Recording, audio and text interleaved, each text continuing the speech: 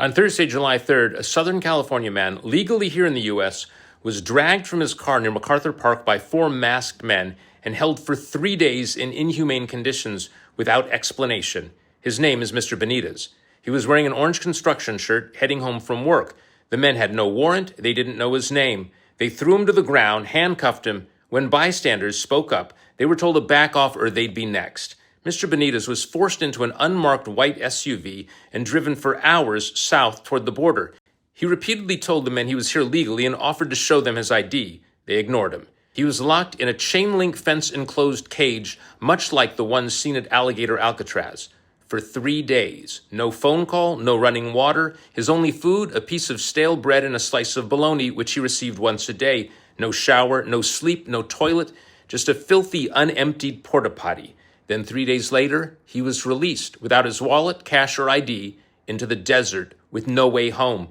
After walking 45 minutes, he was found by a family of Good Samaritans who drove him to Chula Vista.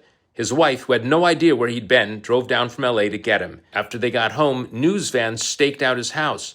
Traumatized and frightened, Mr. Benitez didn't talk to reporters. He told this story to his boss, and with Mr. Benitez's permission, his boss told me. Mr. Benitez was a DACA recipient, lawfully present in the U.S. He came here as a kid, graduated high school, worked legally for years, always with permits. He married, had 2 kids, both U.S. citizens, and then Mr. Benitez's freedom and sense of security were suddenly ripped away from him for no justifiable reason. Days later, his boss called to check on him, but Mr. Benitez had packed up his family and fled to Mexico. The story of Mr. Benitez is not unique. If you or someone you know has gone through something like this, your story matters. I'm an independent journalist. You can DM me. You can DM other independent journalists. You can also reach out for help to any of these organizations for support. And if anyone saw Mr. Benitez's abduction on Thursday, July 3rd, near MacArthur Park in Los Angeles, DM me.